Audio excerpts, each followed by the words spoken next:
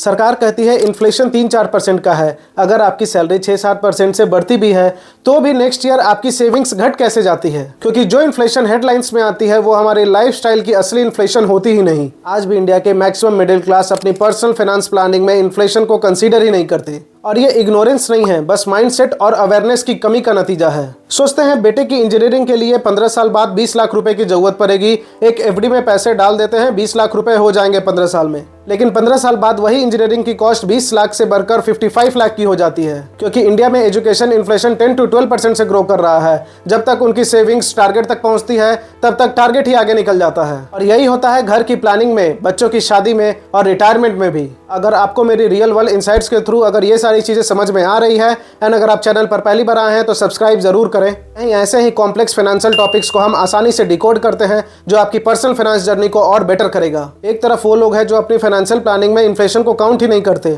और जो कुछ स्मार्ट लोग हैं वो इन्फ्लेशन को काउंट करते भी हैं तो वो भी जनरल इन्फ्लेशन को काउंट करते हैं। ऑब्वियसली सीपीआई जनरल इन्फ्लेशन तो 3-4% का बोला जाता है, लेकिन एजुकेशन इन्फ्लेशन 10 to 12% से ग्रो कर रहा, मेडिकल इन्फ्लेशन 14% से ग्रो कर रहा, और खाना फ्रूट्स इन्फ्लेशन 13.8% एंड खाने वाले ऑयल एंड प्रोडक्ट्स के दाम 17% से ग्रो किए हैं लास्ट कुछ ईयर्स में। मेट्रो सिटीज में रेंट 8 से 10% से हर साल इन्फ्लेट हो रहा। तो अगर हम 6-7% जैसे एफडी एंड अदर इंस्ट्रूमेंट्स में अपना सेविंग्स प्लान कर रहे हैं तो एक्चुअली में हम इन्फ्लेशन से पीछे चल रहे हैं। तो अब आप ही बताइए, जैसा हमें बताया जाता है कि जनरल इन्फ्लेशन 3-4% का है, क्या वैसा ही होता है या एक्चुअल इन्फ्लेशन 8-9% का है? सपोज आपने 100 रुपीज इन्वेस्ट किए एक एफडी में जो 7% से ग्रो करेगा। एक साल बाद आपके 100 रुपीज बढ़कर 107 रुपीज हो जाते हैं, लेकिन एक्चुअल एवरेज इन्फ्लेशन अगर 9% से बढ़ी है तो इवेंचुअली 107 होने के बाद भी नेक्स्ट ईयर आपके रुपए की वैल्यू महंगाई के कंपैरिजन में घटी है, बढ़ी नहीं है। तो फिर इसका सॉल्यूशन क्या है, हमें क्या करना चाहिए? अपने घर में होने वाले डिफरेंट खर्चे जैसे rent, school, medical, grocery, food,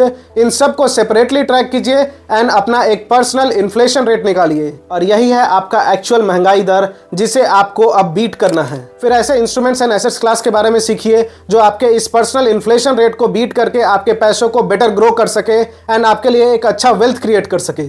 कुछ कैटेगरीज जो हर एक के लाइफ में आनी ही आनी है एंड जिनमें इन्फ्लेशन डबल डिजिट से ग्रो कर रहा, जैसे एजुकेशन, मेडिकल, इनके लिए अलग कॉर्पस बनाइए। और लास्टली अपने लाइफस्टाइल इन्फ्लेशन को भी ट्रैक कीजिए। सैलरी बढ़ते ही सबसे पहले इन्वेस्ट करने का देखिए एंड फिर खर्च करने का माइंडसेट रखिए। इन्फ्लेशन एक ऐसा चोर है जो चुपचाप बिना शोर किए आपके पैसों को खाते जाता है एंड आपका वेल्थ क्रिएट नहीं होने देता। आई होप इन्फ्लेशन रिलेटेड सब कुछ अब आपको क्लियर हो गया होगा एंड अब आप एक बेटर फाइनेंशियल प्लानिंग कर पाएंगे। वीडियो अच्छी लगी तो लाइक, शेयर एंड सब्सक्राइब। आज के वीडियो में इतना ही, मिलते हैं अगली वीडियो में कोई और फाइनेंशियल टॉपिक को आसानी से डिकोड करने के लिए।